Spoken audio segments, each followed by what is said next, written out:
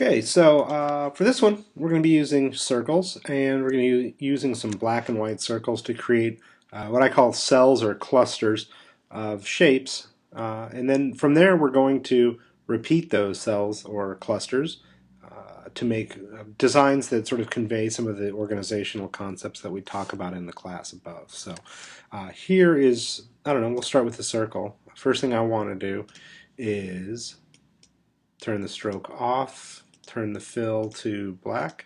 It's easier to see black circles, right? I could also, if we're having a hard time seeing the white circles, we can come in and maybe make that gray. Here, how's that look? And then I'm going to move that to the back. Oops, where'd you go? There we go. All right, so there we go. And then, I don't know, just copy and paste that, make that fill white. And then at this point, I just want to figure out a way to make kind of an interesting cluster of shapes out of this. And you're kind of limited, well, you're actually very limited by how or what you can do with these because of how few sort of options or how few elements you have. But you work with it and you figure out how to make it happen. If we do that, I'll move the gray out of the way. See, it looks pretty nice. It becomes kind of a crescent shape there. We can make it more splintered like that. I can copy that if I want. I can rotate it. And I'm still, I got, there you go. I mean, it's not fancy at all, kind of a simple cluster, but, I use 4 circles, and it ends up being kind of interesting. So, I don't know, that'll be my first one, let's say. So I'm going to take that one, and I'll just move it off to the side. I want to copy and paste it, though, because I want to show you what we can do with using the exact same elements, how we can maybe do some slightly different, designs. There you go. Sorry, I have to do this.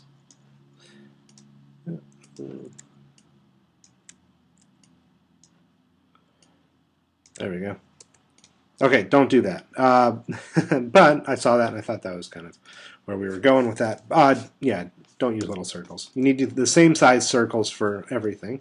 But, this gives me kind of an idea. Just using the same shapes, you'll see we have now little horn kind of shapes, which, I don't know, that might be kind of interesting. Could also move it up a little bit, make it a little more, robust. So then let's copy that. Okay, so now I've got 2, and I'm not too worried about organization right now. Just kind of winging it. Let's try down there. Okay, it's kind of a tadpole looking thing there. That works. We're losing our our circles there, though, so maybe we do that. That's kind of interesting, right? So let's do it. There's another one. Okay, and I'm only doing this. You don't have to do 4.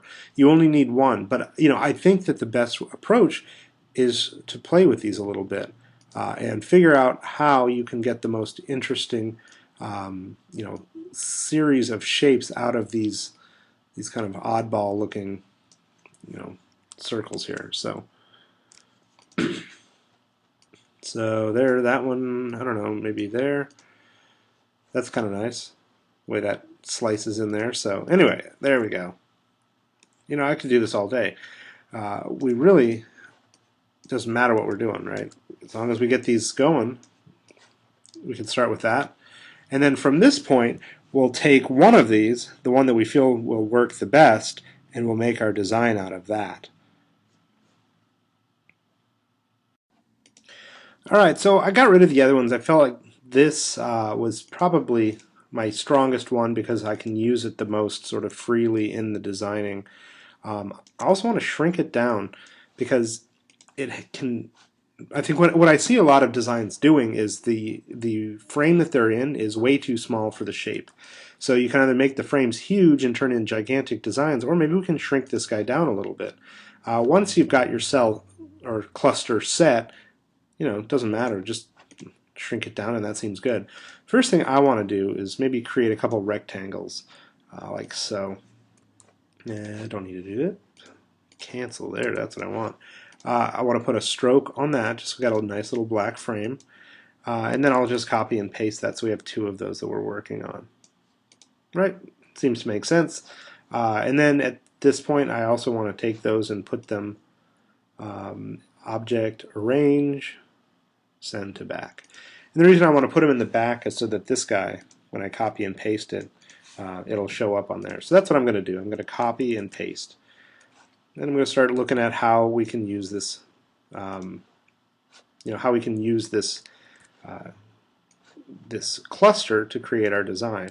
And by copying and pasting it and just changing the location, you'll see that's what, tessellation, not rearranging it or rotating it, changing the scale or anything, just changing the position.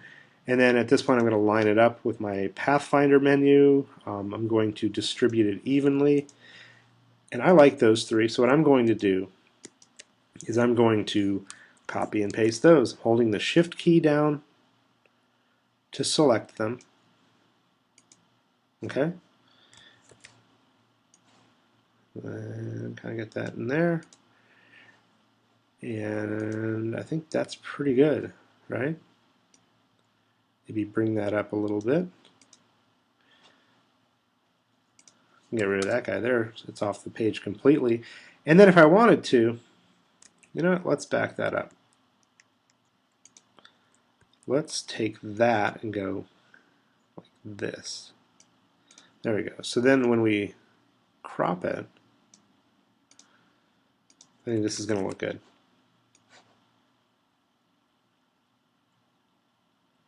And I've got all my snap to guides going. And then I can crop. And this is all based on my cropping demo in the first, one of my first announcements in the announcement section. So anyway, that is pretty much what it would take to create tessellation, right? Take your cell, whatever one you choose, and repeat it. And it doesn't have to be diagonal like this. It doesn't have to be set up like this. It can be pretty much any way. But the idea is, you're taking those organizational concepts and using them to create the design.